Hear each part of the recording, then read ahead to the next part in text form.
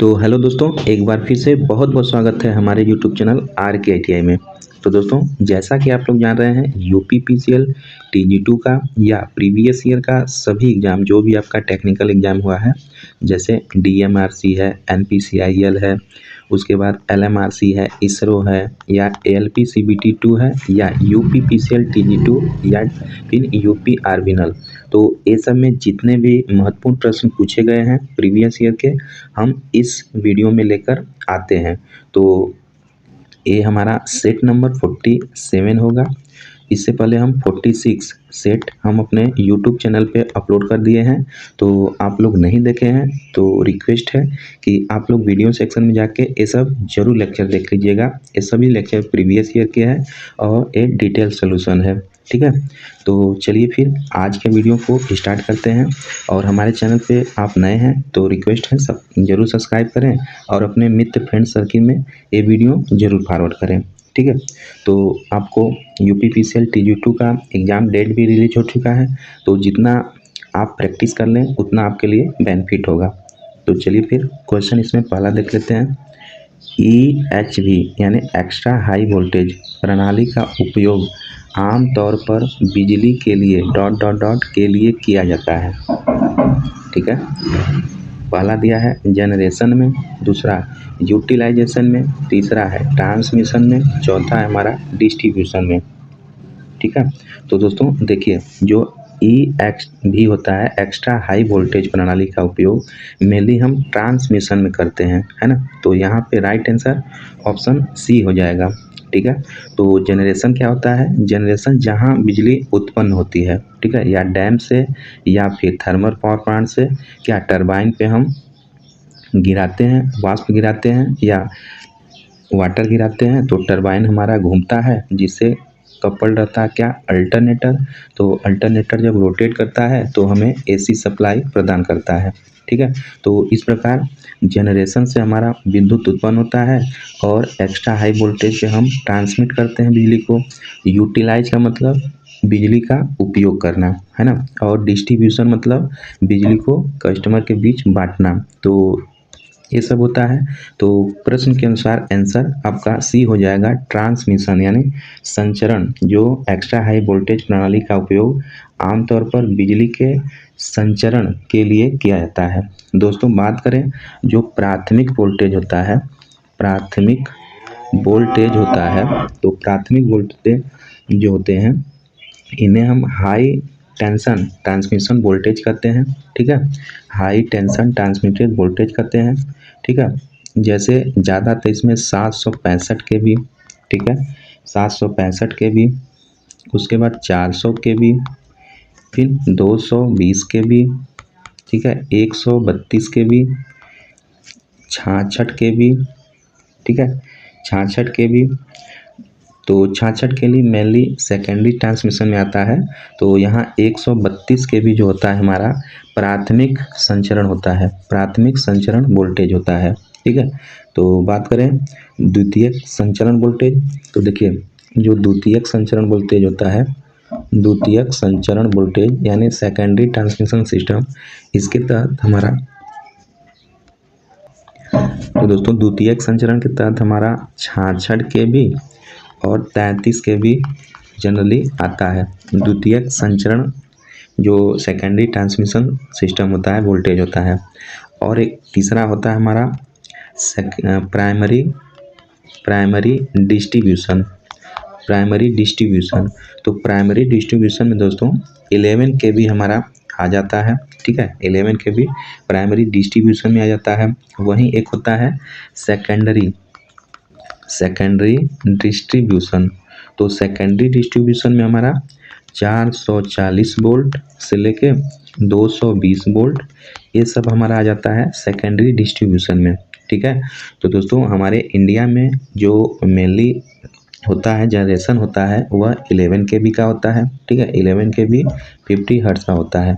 तो इसे हम क्या करते हैं, ट्रांसफार्मर की मदद से स्टेप अप कर लेते हैं, जो 765 kV तक हम करते हैं। फिर स्टेप बाय स्टेप हम अपने रिक्वायरमेंट के हिसाब से उसे स्टेप डाउन करते रहते हैं। लास्ट में हम जो आपका हमारे घर के पास डोमेस्टिक ट्रांसफार्मर लगा होता है उसमें हम इनपुट 11 kV देते हैं, देन हमें आउटपुट 220 kV सिंगल फेज में देता है, 3 फेज में हमें 440 वोल्ट देता है। ठीक है, 440 और सिंगल फेज में 220 से 240 वोल्ट देता है।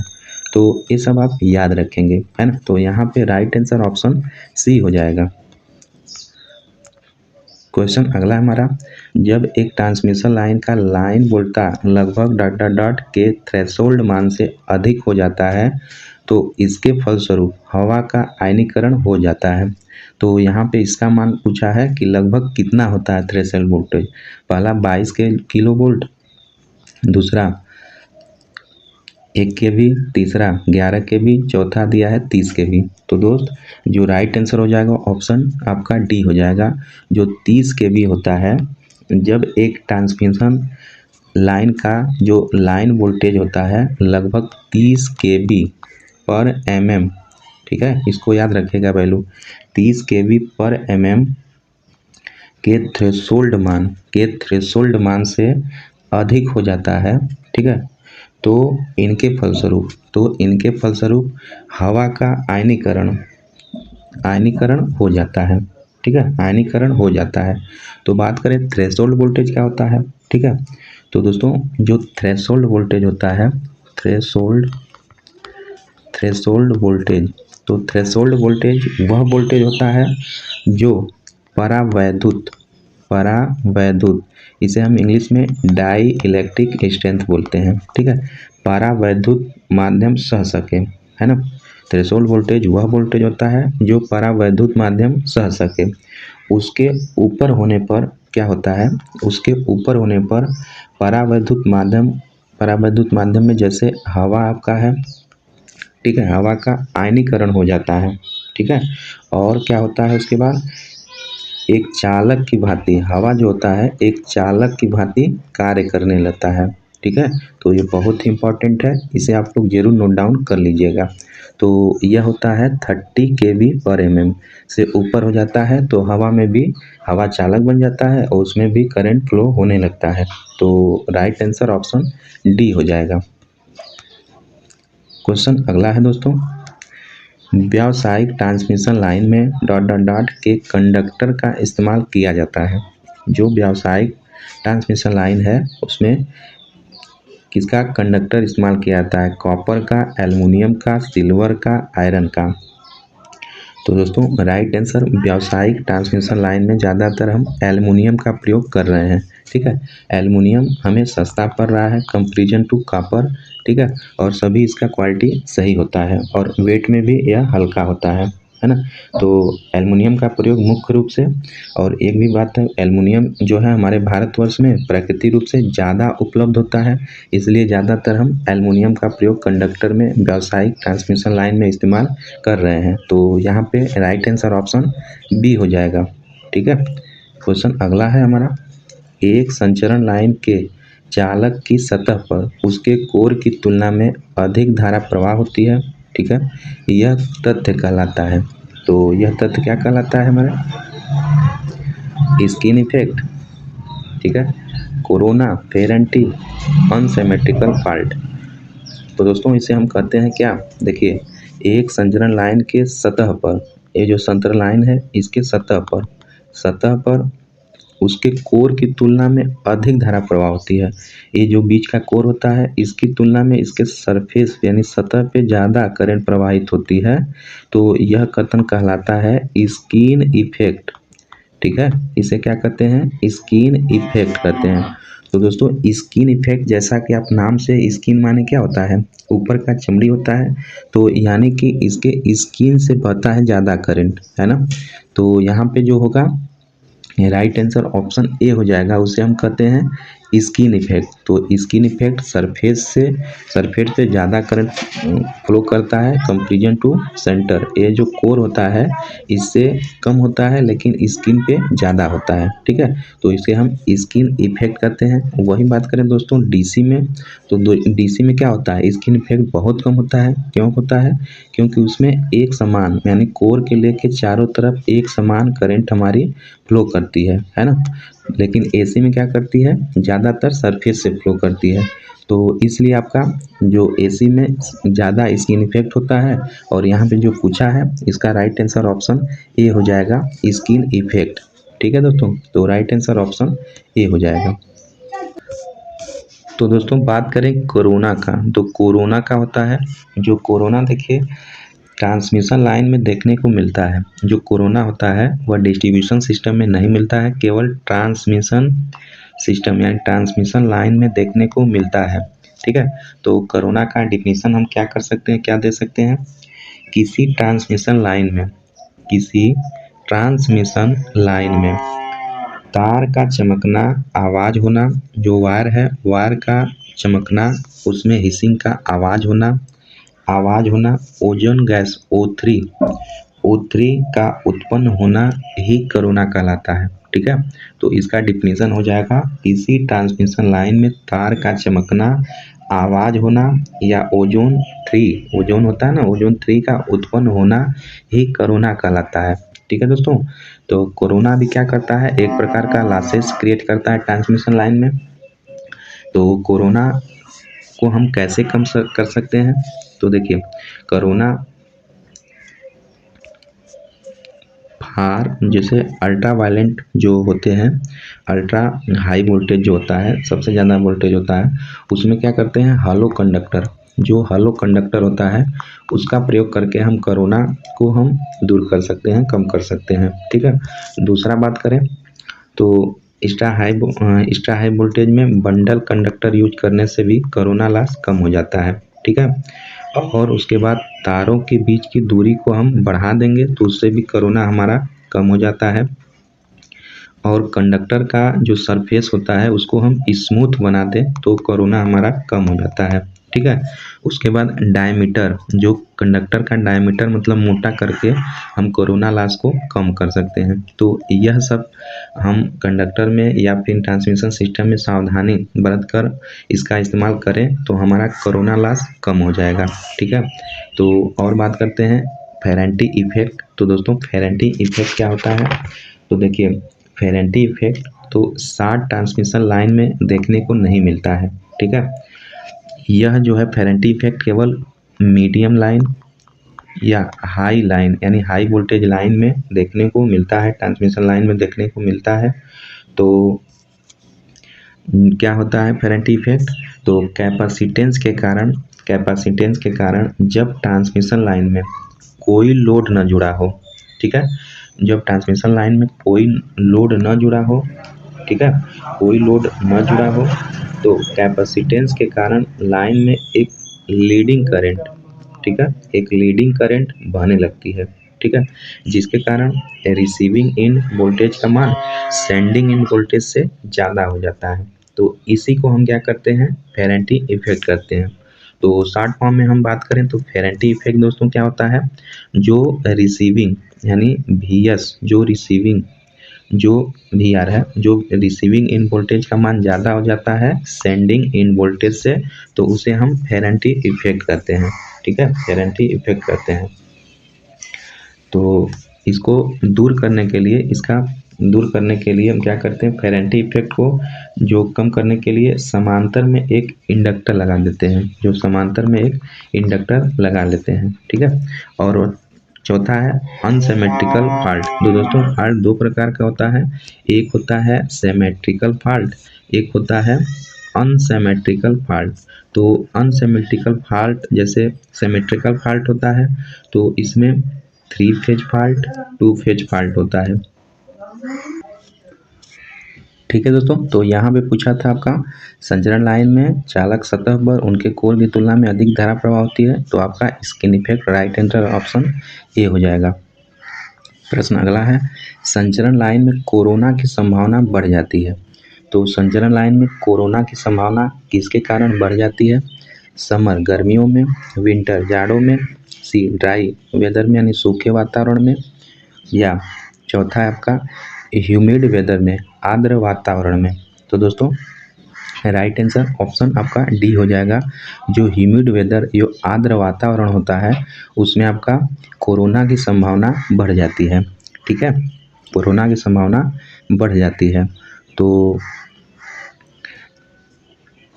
कोरोना क्या होता है, इसका मतलब कुछ प्रभाव क्या होता है? तो देखिए, चालक तारों तथा खंभों के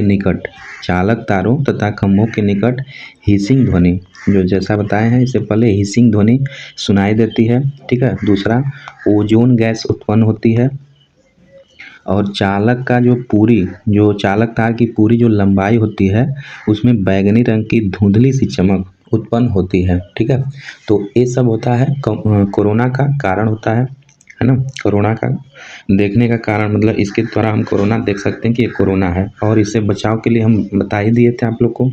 तो राइट आंसर ऑप्शन डी होता है।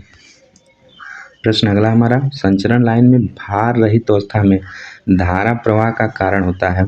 तो क्या होता है? Corona effect, capacitance of line, back flow from earth, spinning reserve. तो दोस्तों राइट आंसर आपका क्या हो जाएगा? ऑप्शन बी हो जाएगा। जो कैपेसिटेंस ऑफ लाइन होती है उसके द्वारा जो धारा का प्रवाह, संचरण लाइन में भार रहित अवस्था में धारा का प्रवाह होता है, तो उसको हम क्या कहते हैं? फेरेंटी इफेक्ट भी कहते हैं। ठीक है, फेरेंटी इफेक्ट में जो रिसीविंग इन वोल्टेज होता है सेंडिंग इन वोल्टेज से ज़्यादा हो जाता है। ठीक है, तो वो कैपेसिटेंस ऑफ लाइन के कारण होता है। राइट आंसर ऑप्शन बी हो जाएगा। प्रश्न अगला है, ट्रांसमिशन लाइन की वृद्धि प्रतिबाधा को परिभाषित करता है। तो क्या करता है? पहला दिया है √L/C, दूसरा √LC, तीसरा √L+C, चौथा है √C-L। तो दोस्त इसका राइट आंसर ऑप्शन ए हो जाएगा, जो √L/C होता है ना। तो जो सर्ज इम्पीडेंस जे बराबर होता है √L/C होता है। ठीक है, तो सर्ज इम्पीडेंस जो लाइन की लंबाई पर निर्भर नहीं करता है, जो सर्ज इम्पीडेंस होता है लाइन की लंबाई पर निर्भर नहीं करता है। जो भूमिगत केबल होता है उसमें सर्ज इम्पीडेंस, जो सर्ज इम्पीडेंस होता है ओवर हेड लाइन का होता है कितना? 1/10वां भाग होता है, 10वां भाग होता है। ठीक है, तो इसको भी आप याद रखेंगे। राइट आंसर ऑप्शन ए हो जाएगा। क्वेश्चन अगला है दोस्तों, संचरण लाइन का वोल्टता नियमन का अंकित मान होता है, हाई, वेरी हाई, लो, मीडियम। तो राइट आंसर ऑप्शन क्या हो जाएगा? ऑप्शन सी हो जाएगा। ठीक है, ऑप्शन सी हो जाएगा। जो संचरण लाइन का जो वोल्टता नियमन होता है उसका अंकित मान होना चाहिए, वेरी लो होना चाहिए, या वेरी लो हो सकता है तो और भी अच्छा होता है। ठीक है, क्योंकि जो वोल्टेज रेगुलेशन होता है, तो वोल्टेज रेगुलेशन जितना कम होगा, है ना, यानी नेगेटिव में होगा, वह उतना ही उसमें हमारा संचरण लाइन में फ्लक्चुएशन कम से कम होगा। तो यहाँ पे राइट आंसर ऑप्शन सी होता है। दोस्तों वोल्टेज रेगुलेशन प्रतिशत R बराबर होता है VS माइनस VR बटे VR इंटू 100 होता है। ठीक है ना, यानी sending end voltage minus receiving end voltage बटे रिसीविंग इन वोल्टेज गुणे 100, ये होता है आपका इसमें वोल्टेज रेगुलेशन। ठीक है, तो यह कम से कम होना चाहिए। राइट आंसर ऑप्शन सी हो जाएगा। प्रश्न अगला है, 132 kV की संचरण लाइन में किस प्रकार का इंसुलेटर प्रयोग में लेते हैं? Pin type, suspension type, cycle type, या पिन एंड साइकिल टाइप। ठीक है, तो दोस्तों राइट आंसर क्या हो जाएगा? ऑप्शन बी हो जाएगा। जो सस्पेंशन टाइप इंसुलेटर होता है इसका प्रयोग 132 kV में किया जाता है। ठीक है, बात करें पिन टाइप का, तो पिन टाइप का 33 kV तक प्रयोग किया जाता है।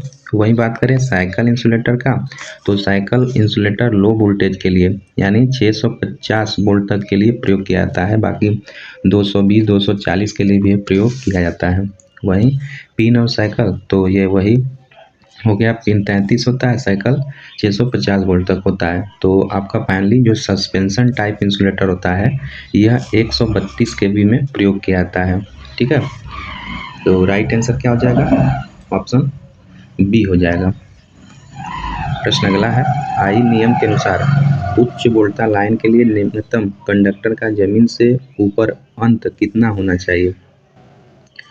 तो पहला दिया है 20 फीट, दूसरा 19 फीट, तीसरा 18 फीट, चौथा 10 फीट। तो दोस्तों आई नियम के अनुसार जो उच्च वोल्टता लाइन होता है उसका न्यूनतम कंडक्टर, जो निचला वाला कंडक्टर होता है, जमीन से ऊपर 20 फीट रहना चाहिए। ठीक है, 20 फीट से नीचे नहीं रहना चाहिए। ठीक है ना, तो राइट आंसर ऑप्शन ए हो जाएगा। अगला प्रश्न है, वायुमंडल की भौतिक स्थिति, संवाहक की सतह की स्थिति और संवाहक और लाइन वोल्टेज मानों के बीच की दूरी डॉट डॉट डॉट के उत्पाद के लिए उत्तरदायी होती है। ठीक है, पहला दिया है ऊष्मा प्रभाव, दूसरा कोरोना, तीसरा त्वचा प्रभाव यानी स्किन इफेक्ट जो बोलते हैं, चौथा है निकटता प्रभाव। तो राइट आंसर क्या हो जाएगा? ऑप्शन बी हो जाएगा। जो वायुमंडल की भौतिक स्थिति, संवाहक की सतह सरफेस की स्थिति और लाइन वोल्टेज मानों के बीच की जो दूरी होती है वह कोरोना के उत्पादन के लिए उत्तरदायी होती है। ठीक है, कोरोना, ऑप्शन बी सही हो जाएगा।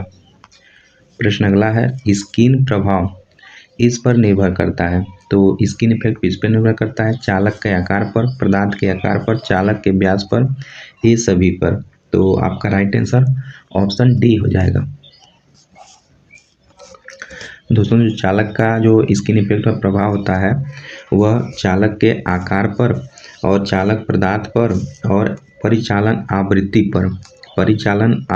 पर, ठीक है, आवृत्ति पर और चालक के व्यास पर, इन सभी पे निर्भर करता है। ठीक है, तो क्या होता है स्किन इफेक्ट? क्या होता है? जो सरफेस से ज़्यादा करंट फ्लो करता है और ये कोर से बहुत कम करता है, वह स्किन इफेक्ट होता है। ठीक है, तो राइट आंसर आपका ऑप्शन डी हो जाएगा। प्रश्न अगला है, महो रिले को वरीयता दी जाती है कम वोल्टता में, एक्स्ट्रा हाई वोल्टेज में, अल्ट्रा हाई वोल्टेज में, बी और सी दोनों। तो ऑप्शन आपका डी हो जाएगा, एक्स्ट्रा हाई वोल्टेज में और अल्ट्रा हाई वोल्टेज में, इन दोनों में जो है महो रिले को वरीयता दी जाती है। ठीक है, वरीयता दिए जाते हैं। इसको दोस्तों हम प्रतिबाधा रिले भी बोलते हैं, प्रतिबाधा रिले भी बोलते हैं, यानी इम्पीडेंस रिले भी बोला जाता है महो रिले को। इसका प्रयोग एक्स्ट्रा हाई वोल्टेज में या अल्ट्रा हाई वोल्टेज में प्रयोग किया जाता है। ठीक है, ऑप्शन डी बिल्कुल सही हो जाएगा। प्रश्न अगला है, ट्रांसमिशन लाइन के लिए इस्पात पोल को किससे सुरक्षित रखने की आवश्यकता होती है? दीमक से, परिवेधन से, क्षरण से, उपयुक्त सभी से। तो दोस्तों मेनली जो है आपका क्षरण, जो लीकेज होता है उससे बचाने की हमें आवश्यकता होती है ना। तो जो इस्पात का जो पोल होता है उसमें क्षरण से बचाने की आवश्यकता होती है। तो राइट आंसर ऑप्शन आपका डी हो जाएगा। ठीक है, तो दोस्तों जो आपका पोल होता है वह एक आरसीसी पोल होता है, उसके बाद एक स्टील पोल होता है, उसके बाद इस्पात पोल होता है। तो जो ट्रांसमिशन सिस्टम होता है वो प्रायः स्टील पोल में हम ट्रांसमिट करते हैं, एक जगह से दूसरी जगह विद्युत को, सप्लाई को। ऑप्शन सी सही हो जाएगा। प्रश्न अगला है, लोड हटाने पर किसी लंबे संचरण पथ लाइन के प्राप्ति छोर का वोल्टेज प्रेषक छोर के वोल्टेज से अधिक हो जाता है। तो इस परिघटना को डॉट डॉट डॉट कहते हैं क्या? Seebeck effect, Peltier effect, Raman effect, Thomson effect. तो बता चुके हैं, ऑप्शन बी सही हो जाएगा। इसे हम फेरेंटी इफेक्ट कहते हैं। फेरेंटी इफेक्ट क्या होता है? सेंडिंग इन वोल्टेज का मान रिसीविंग इन वोल्टेज का मान सेंडिंग इन वोल्टेज से ज़्यादा हो जाता है। जैसा कि यहाँ देख सकते हैं, यहाँ बोल रहा है प्रेषक छोर वोल्टता से अधिक हो जाता है, यानी प्रेषक माने जो भेजने वाला वोल्टता है और जो प्राप्ति छोर का वोल्टता यानी रिसीविंग वोल्टता है उससे रिसीविंग वोल्टता ज़्यादा हो जाता है, यानी V S lower than V R. ठीक है, यानी रिसीविंग इन वोल्टेज का मान ज़्यादा हो जाता है सेंडिंग इन वोल्टेज से, तो उसे हम फेरेंटी इफेक्ट कहते हैं। ऑप्शन बी सही हो जाएगा। प्रश्न अगला है, भारत में घरेलू प्रयोजन के लिए प्रयुक्त 3 फेज एसी आपूर्ति की आवृत्ति होती है। तो आवृत्ति कितनी होती है हमारी? तो दोस्तों आवृत्ति प्राय 50 हर्ट्ज होती है। ठीक है, इसको आप जरूर याद रखिएगा, सभी लोग को याद होगा। प्रश्न अगला है, साधारण पोल्स 11 kV HT लगे सिरों परिचालक के ग्रहण का पर कौन से प्रकार के लिए विद्युत रोधी का प्रयोग होता है? यानी साधारण poles 11 kV HT high tension लगे सिरोपड़ी का मतलब ओवरहेड चालक के लिए ग्रहण पर कौन से प्रकार के लिए विद्युत रोधी का प्रयोग होता है? 11 kV के लिए stay insulator, pin insulator, cycle, all of the above. तो दोस्तों यहाँ पे राइट आंसर ऑप्शन बी हो जाएगा। जो पिन इंसुलेटर होता है वह 33 kV तक प्रयोग किया जाता है, यानी 11 kV पूछा है हाई टेंशन में, तो हम पिन टाइप इंसुलेटर का प्रयोग कर लेंगे। ठीक है, तो आपका राइट आंसर ऑप्शन बी हो जाएगा, पिन टाइप इंसुलेटर। प्रश्न अगला हमारा, उच्च वोल्टता के ट्रांसमिशन में निम्नलिखित में से क्या प्रयुक्त किया जाता है? 33 kV से ऊपर के लिए suspension type insulator, glass insulator, pin insulator, strain insulator. तो दोस्तों राइट आंसर ऑप्शन ए हो जाएगा। जो सस्पेंशन टाइप इंसुलेटर होता है वह 33 kV से ऊपर के लिए प्रयोग किया जाता है। तो ये बहुत ही इंपॉर्टेंट क्वेश्चन है, जैसा कि देख सकते हैं 3-4 बार ये पूछ चुका है आप प्रश्न। ठीक है, तो सस्पेंशन टाइप इंसुलेटर जो है 33 kV से ऊपर प्रयोग किया जाता है।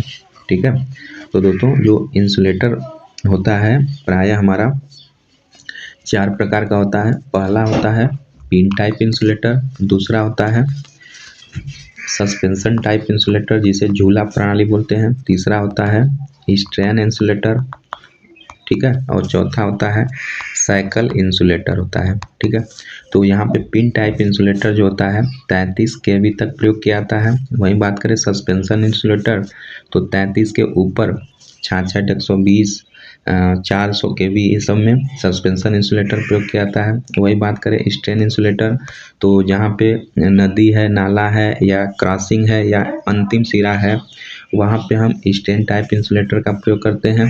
और लास्ट में आपका साइकिल इंसुलेटर, तो इसका प्रयोग हम 650 लो वोल्टेज के लिए प्रयोग करते हैं। ठीक है, तो ये सभी आप याद रखेंगे। ठीक है दोस्तों, तो आपका राइट आंसर ऑप्शन ए हो जाएगा। ठीक है, क्वेश्चन अगला देख लेते हैं। ओवरहेड कंडक्टर के कारण पोल को खिंचाव से बचाने के लिए प्रयुक्त विपरीत दिशा में किया जाने वाला वायर को क्या कहते हैं? बेयर वायर, बायरटिंग वायर, ग्राउंड वायर या स्ट्रेन वायर। तो दोस्तों राइट आंसर ऑप्शन डी हो जाएगा। इसे हम स्टे वायर बोलते हैं। जो स्टे वायर होता है हमारा, जैसे इस प्रकार हमारा पोल होता है तो ठीक इधर खींचा हुआ हमारा स्टे वायर होता है जो पोल को सपोर्ट प्रदान करता है। ठीक है, पोल को गिरने के सपोर्ट प्रदान करता है। तो दोस्तों जो स्टे वायर होता है, स्टे वायर क्या होता है कि कंडक्टर जो ओवरहेड कंडक्टर होता है उसके कारण पोल में खिंचाव हो जाता है, तो उसको बचाने के लिए विपरीत दिशा में स्टे वायर का प्रयोग किया जाता है। ठीक है, स्टे वायर का प्रयोग किया जाता है जिसके कारण पोल भली भांति सीधा खड़ा होता है, सीधा खड़ा होता है। ठीक है, सीधा खड़ा होता है। तो दोस्तों जो स्टे वायर होता है इसका हम प्रयोग करते हैं लाइन के शुरुआत में, जो लाइन जहाँ से शुरुआत हो रही वहाँ करते हैं, लाइन के अंत में, तथा जो लाइन के बीच में वहाँ करते हैं जहाँ लाइन को टर्न देना है यानी मुड़ाना है। ठीक है, स्टे वायर का प्रयोग किया जाता है। तो राइट आंसर ऑप्शन डी हो जाएगा। प्रश्न अगला है हमारा,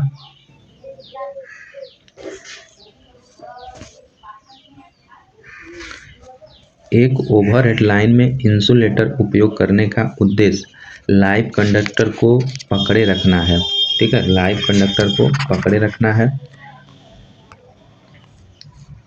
किसका है? पहला है कंडक्टर से पोल तक करंट के रिसाव को रोकने के लिए, दूसरा धारा को अधिकतम संभव स्तर तक बनाए रखने के लिए, तीसरा नमी को अधिकतम संभव स्तर तक बढ़ाए रखने के लिए, चौथा है कंडक्टर से पोल तक वोल्टेज को बढ़ाने या घटाने के लिए। तो दोस्तों राइट आंसर ऑप्शन ए हो जाएगा, जो कंडक्टर से पोल तक, कंडक्टर होता है उससे पोल तक करंट के रिसाव को रोकने के लिए, यानी लीकेज, मतलब prevent leakage of current from the conductor to पोल।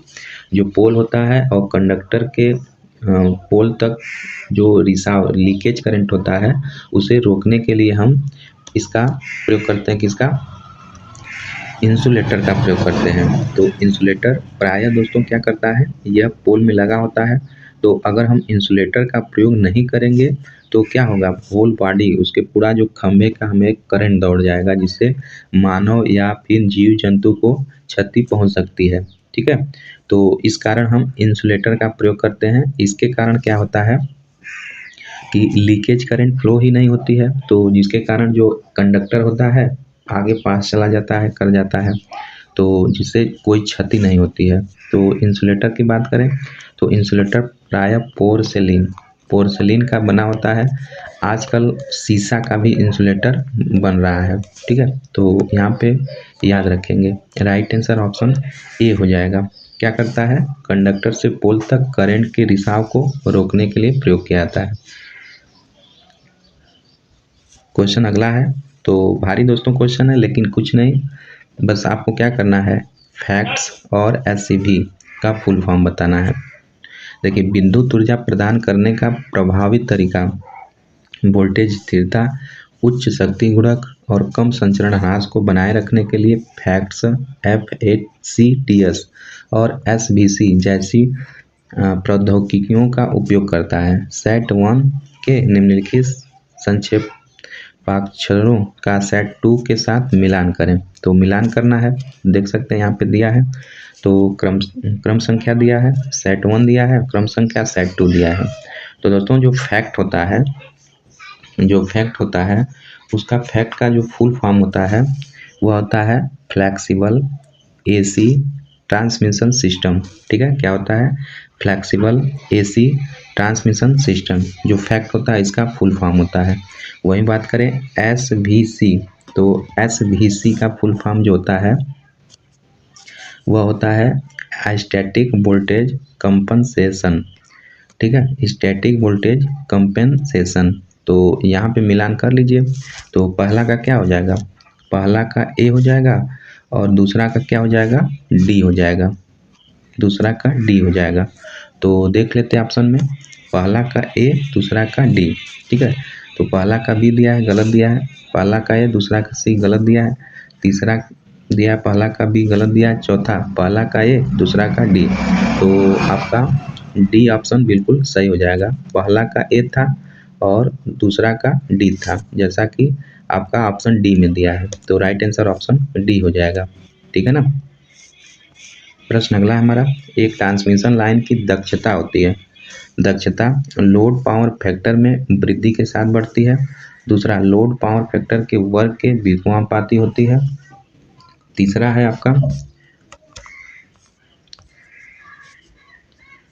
है लोड पावर फैक्टर में वृद्धि के साथ घटती है। चौथा, लोड पावर फैक्टर में स्वतंत्रता होती है। तो दोस्तों राइट आंसर जो है ऑप्शन आपका ए हो जाएगा। ठीक है, राइट आंसर ऑप्शन ए हो जाएगा, लोड पावर फैक्टर में वृद्धि के साथ बढ़ती है ना। जो एक ट्रांसमिशन लाइन की दक्षता होती है वह लोड पावर फैक्टर में वृद्धि के साथ बढ़ती है। तो राइट आंसर ऑप्शन ए हो जाएगा। जो पावर फैक्टर होता है उसे हम कैसे cos फाई से डिनोट करते हैं। तो लोड पावर फैक्टर में वृद्धि होने से लाइन लॉसेस जो होता है, लाइन लॉसेस कम होता है। ठीक है, जिसके कारण दक्षता हमारी बढ़ जाती है। तो यहाँ पे ऑप्शन ए बिल्कुल सही हो जाएगा। प्रश्न अगला है दोस्तों, कोरोना प्रभाव को ... द्वारा कम किया जा सकता है। तो कैसे हम कम कर सकते हैं कोरोना को, पहला ठोस कंडक्टर के उपयोग से, दूसरा चांदी लेपित कंडक्टर से, तीसरा कंडक्टर के बीच समुचित अंतराल से, चौथा है संतुलित भार की अवहेलना से। तो दोस्त इससे पहले वाले क्वेश्चन बता चुके हैं, तो कोरोना से प्रभाव से कैसे हम बच सकते हैं। तो यहाँ पे इसमें से हम कंडक्टर के बीच की दूरी हम बढ़ा देंगे, तो हमारा जो है कोरोना का मान कम हो जाएगा। तो ऑप्शन आपका सी बिल्कुल सही हो जाएगा। प्रश्न अगला है, आप कोरोना प्रभाव को कैसे कम कर सकते हैं? पहला, ACSR कंडक्टर के प्रयोग के बीच उचित अंतराल करके, ठीक है। दूसरा, ठोस कंडक्टर का प्रयोग करके। तीसरा, तांबे के कंडक्टर का प्रयोग करके, कम भार से बचकर। तो आपका राइट आंसर ऑप्शन ए हो जाएगा, जो कंडक्टर और ACSR का फुल फॉर्म पूछ लेता है, एल्युमिनियम कंडक्टर स्टील रेनफोर्स, ठीक है, याद रखेंगे। तो कंडक्टर और ACSR कंडक्टर के प्रयोग के बीच उचित अंतराल करके, उचित अंतराल का मतलब उसका मान बढ़ाकर, मतलब बीच की दूरी को बढ़ा करके हम कोरोना को कम कर सकते हैं। तो राइट आंसर ऑप्शन ए हो जाएगा। प्रश्न अगला है दोस्तों, एक सिरोपड़ी लाइन प्रणाली में त्रुटि की घटना का प्रतिशत क्या होता है? तो एरर की घटना का प्रतिशत होता है 15 से 20, 6 से 8, 30 से 40, 1 से 3। तो यहाँ पे राइट आंसर क्या हो जाएगा? ऑप्शन सी हो जाएगा, 30 से 40, ठीक है। जो एक सिरोपड़ी लाइन होती है, तो सिरोपड़ी लाइन में आपका जो त्रुटि की घटना होती है, प्रतिशत घटना होती है, वह 30 से 40 होती है। तो यहाँ पे राइट आंसर ऑप्शन सी हो जाएगा, 30 से 40%। तो दोस्तों, जो और भी एक उपयंत्र होते हैं उसका प्रतिशत दोष देख लेते हैं। जैसे ओवरहेड लाइन होता है, तो ओवरहेड लाइन में 50 होता है। वही अंडरग्राउंड होता है केबल, तो अंडरग्राउंड केबल में 10% एरर होता है, ठीक है। तो इस प्रकार ये सब होते हैं, तो इसको याद रखेंगे, ऑप्शन सी सही हो जाएगा। प्रश्न अगला है, दिए गए विकल्पों में से कौन कोरोना का गुण नहीं है? श्रव्य, उच्च वोल्टता पर कंडक्टर के पृष्ठ पर आंशिक विद्युत निर्वहन। तीसरा है अपश्रव्य। चौथा दृश्य। तो दोस्तों, राइट आंसर ऑप्शन आपका सी हो जाएगा, जो अपश्रव्य होता है, ठीक है। अपश्रव्य होता है वह गुण नहीं होता है, बाकी श्रव्य गुण होता है। और उच्च वोल्टता पर कंडक्टर के पृष्ठ पर आंशिक विद्युत निर्वहन ये भी होता है। चौथा होता है दृश्य होता है। तो यह सब होता है, लेकिन अपश्रव्य नहीं होता है, ठीक है ना। तो राइट आंसर ऑप्शन सी हो जाएगा। प्रश्न अगला है हमारा, कोरोना हानि ... पर निर्भर नहीं करती है। कंडक्टर की रुक्षता पर, कंडक्टर के पदार्थ पर, स्वच्छता पर, मौसम की स्थिति पर। तो दोस्तों, राइट आंसर हो जाएगा ऑप्शन आपका बी, जो कंडक्टर का पदार्थ होता है उस पर आपका कोरोना हानि निर्भर नहीं करती है, ठीक है। बाकी कंडक्टर की रुक्षता पर, जैसे स्मूथ कंडक्टर का प्रयोग करेंगे तो क्या होता है, लॉसेस कम होता है, कोरोना लॉस, इसलिए रुक्षता पर निर्भर करता है। उसके बाद स्वच्छता यानी क्लीननेस पे भी निर्भर करता है, और मौसम की स्थिति पर भी निर्भर करता है, लेकिन आपका कंडक्टर पदार्थ यानी कंडक्टर पदार्थ पर निर्भर नहीं करता है, ठीक है दोस्तों। जो कोरोना होता है तो क्या हेसिंग साउंड होता है उसमें, और वायलेंट ग्लो होता है यानी बैगनी होता है, ओजोन उथरी उत्पन्न होता है, ठीक है। तो ये सब होता है। तो कोरोना में क्या होता है, पावर का लॉस होता है, ठीक है। तो अगर दोस्तों आवृत्ति को हम बढ़ा देते हैं, फ्रीक्वेंसी को अगर बढ़ा देते हैं, तो फ्रीक्वेंसी को बढ़ाने से कोरोना लॉस भी बढ़ जाता है, ठीक है। कोरोना लॉस भी हमारा बढ़ जाता है अगर हम फ्रीक्वेंसी को बढ़ा देते हैं, ठीक है। तो यहाँ पे राइट आंसर क्या हो जाएगा, ऑप्शन बी हो जाएगा। प्रश्न अगला है हमारा, ट्रांसमिशन लाइन। ट्रांसमिशन लाइन में कोरोना के संबंध में नीचे दिए गए विकल्पों में से गलत को चुनें, ठीक है। पहला दिया, कोरोना के कारण बिजली का एक निश्चित अपव्यय होता है। दूसरा, ओजोन निर्माण के कारण कोरोना क्षरण बनाता है। तीसरा है, कोरोना हानि के कारण संचारण लाइन में विद्युत धारा ज्यावक्री साइनोसॉइडल कैरेक्टर की होती है। या चौथा है हमारा, विशेष रूप से तीव्र कोरोना प्रभाव 35 kV या उससे अधिक कार्यकारी वोल्टेज पर देखा जाता है, ठीक है। तो दोस्तों, राइट आंसर क्या हो जाएगा, ऑप्शन आपका सी बिल्कुल सही हो जाएगा, ठीक है। इस प्रश्न का राइट आंसर ऑप्शन सी हो जाएगा, जो कोरोना हानि के कारण संचरण लाइन में विद्युत धारा साइनोसॉइडल कैरेक्टर की होती है, जो कि यह नहीं होती है ना। तो ये गुण नहीं दिखाया गया है, ऑप्शन सी सही हो जाएगा। बाकी आपका ये गलत बोल रहा है, बाकी ये आपका सही है। पहला दिया है, कोरोना के कारण बिजली का एक निश्चित अपव्यय होता है, तो ये भी सही है। दूसरा है ओजोन निर्माण कारण कोरोना क्षरण बनता है, तो ये भी सही है। और चौथा बोल रहा है कि 35 kV या इससे ऊपर कार्यकारी वोल्टेज पे कोरोना देखा जाता है, तो यह भी सही है, लेकिन यह सही नहीं बोला है। ठीक है, तो साइनोसॉइडल वेव नहीं बनता है, तो इसलिए इसमें पूछा था कि गलत कथन को चुने, तो आपका राइट आंसर ऑप्शन सी हो जाएगा। प्रश्न अगला है दोस्तों हमारा,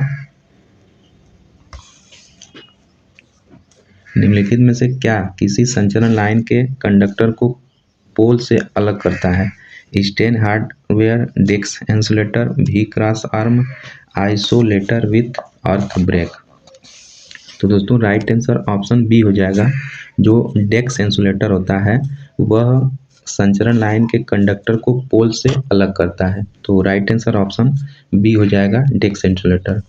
प्रश्न अगला है, कोरोना के कारण ओजोन की उपस्थिति विद्युत प्रणालियों पर डॉट प्रभाव डालती है? क्या शक्ति गुणक को कम करके, ठीक है, दूसरा चालक का संचारण करके, तीसरा शक्ति गुणक को बढ़ा करके, चौथा दिया है ऊर्जा को भूमि पर स्थानांतरित करके। तो दोस्तों प्रश्न पूछा है हमारा, कोरोना के कारण ओजोन की उपस्थिति विद्युत प्रणालियों पर डॉट प्रभाव डालती है, तो क्या प्रभाव डालती है? ऑप्शन बी सही हो जाएगा, चालक का संचारण करते, यानी कोरोडिंग द कंडक्टर, यानी चालक का संचारण करके। तो जो कोरोना कारण ओजोन की उपस्थिति में विद्युत प्रणालियां का संचारण करता है। ठीक है दोस्तों, जो वायुमंडल में जो उत्पन्न ओजोन गैस होती है, तो चालक के रासायनिक प्रक्रिया करती है, चालक पे जो है रासायनिक इफेक्ट डालती है। ठीक है, तो यहाँ पे बात करें, जो कोरोना होता है, कोरोना समानुपाती वोल्टेज होता है। ठीक है, और इसके व्युत्क्रमानुपाती होता है, इसके बीच की दूरी होता है, और व्युत्क्रमानुपाती होता है अर्ध व्यास होता है। ठीक है, अर्ध व्यास होता है, तो यानी कि वोल्टेज बढ़ेगा तो कोरोना बढ़ेगा, और बीच की दूरी बढ़ेगी तो कोरोना घट जाएगा। उसके बाद वही अर्ध व्यास भी बढ़ाएंगे तो कोरोना हमारा घट जाएगा। तो ये सब बात को याद रखेंगे। प्रश्न अगला है, निम्न में से कौन सा कारक कोरोना के लिए उत्तरदायी है? कौन है?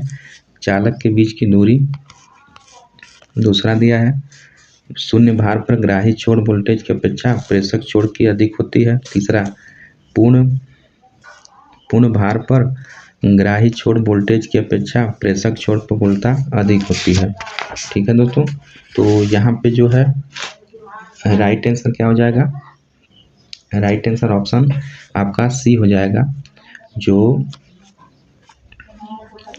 आपका कौन सा कोरोना के लिए उत्तरदायी है, मतलब निम्न में से कौन सा कोरोना के लिए उत्तरदायी है? तो कोरोना किसके कारण होता है? तो वही आपका जो शून्य भार पर ग्राही छोर वोल्टेज की अपेक्षा प्रेषक छोर वोल्टेज अधिक हो जाती है, यानी under no load sending end voltage greater than the receiving end voltage. तो ये अपना हो जाता है कोरोना के लिए उत्तरदायी होता है, तो राइट आंसर ऑप्शन सी हो जाएगा। प्रश्न अगला है, एक संचरण लाइन यानी ट्रांसमिशन लाइन में उपकेंद्र यानी सब स्टेशन पर 3 फेज ट्रांसफार्मर का कौन सा कनेक्शन किया जाता है? तो ट्रांसमिशन लाइन होता है दोस्तों, उसमें हम संचरण पे ट्रांसमिशन पे क्या करते हैं, कौन से इसका प्रयोग करते हैं? पहला दिया है आपका, पहला स्टार डेल्टा, दूसरा डेल्टा स्टार, तीसरा डेल्टा स्टार, चौथा है स्टार स्टार।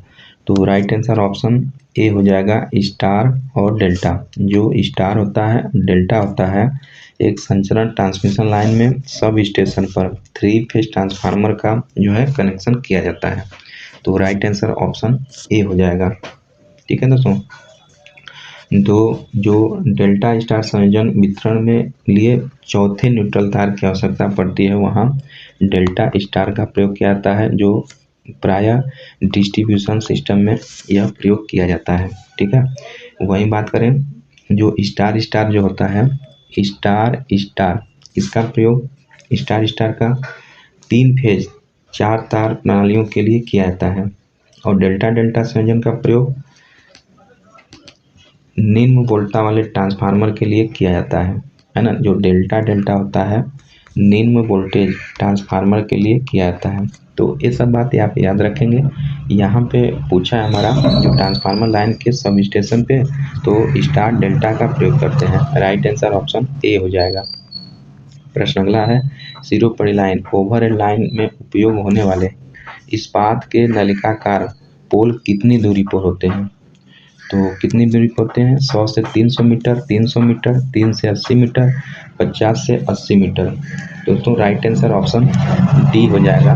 जो 50 से 80 मीटर के बीच की दूरी पे होते हैं ओवरहेड लाइन में इस्पात नलिकाकार पोल जो होते हैं वह 50 से 80 मीटर की दूरी पे होते हैं।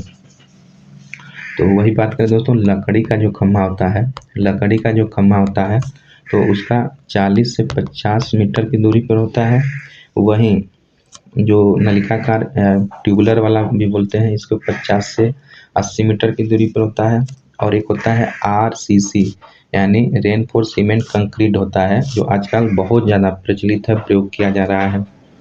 तो इसका 60 से 100 मीटर की दूरी में प्रयोग किया जाता है। ठीक है, वही बात करें स्टील का, तो स्टील का जो टावर होता है 80 से 100 मीटर की दूरी पे प्रयोग किया जाता है। ठीक है, तो ये सब बात याद रखेंगे। यहाँ पे दिया है नलिकाकार यानी ट्यूबुलर पोल का, तो यहाँ पे 50 से 80 मीटर की दूरी पर हो जाएगा, प्रयोग किया जाता है। राइट आंसर ऑप्शन डी हो जाएगा। प्रश्न अगला है, सर्विस लाइन के लिए निम्नलिखित में से किस खंभे को प्राथमिकता दी जाती है? पहला है RCC, दूसरा आयरन ट्यूबुलर, तीसरा वुडन, चौथा स्टील टावर। तो दोस्तों राइट आंसर ऑप्शन ए हो जाएगा। जो आपका RCC यानी रेनफोर्स सीमेंट कंक्रीट, यह जो होता है सर्विस लाइन के लिए बहुत प्रयोग किया जाता है। ठीक है, तो राइट आंसर ऑप्शन ए हो जाएगा। बात करें दोस्तों, जो स्टील टावर होता है इसका एक्स्ट्रा हाई वोल्टेज को ट्रांसमिट करने के लिए प्रयोग किया जाता है।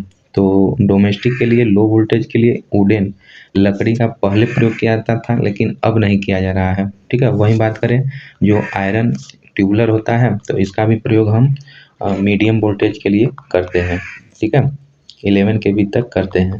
तो आपका राइट आंसर ऑप्शन ए हो जाएगा। जो दोस्तों सर्विस लाइन होता है, तो सर्विस लाइन क्या होता है? जो उपभोक्ता के नज़दीक जो पोल होता है उससे उपभोक्ता के मीटर जहाँ घर में बैठता है तो वहाँ तक की जो दूरी होती है उसको हम सर्विस लाइन कहते हैं। ठीक है, सर्विस लाइन कहते हैं। तो इसको भी आप याद रखेंगे। यहाँ पे ऑप्शन ए हो जाएगा। प्रश्न अगला है, गलियों में निम्न और मध्यम वोल्टेज लाइन की भूतल से ऊंचाई कम से कम कितनी होनी चाहिए? पहला दिया है 8 फीट, दूसरा दिया है 12 फीट, तीसरा 19 फीट, चौथा 30 फीट। तो ऑप्शन आपका सी बिल्कुल सही हो जाएगा। 19 फीट से कम नहीं होना चाहिए। निम्न और मध्यम वोल्टेज लाइन की भूतल से ऊंचाई होनी चाहिए कम से कम कितना? 19 feet. Right answer option C हो जाएगा।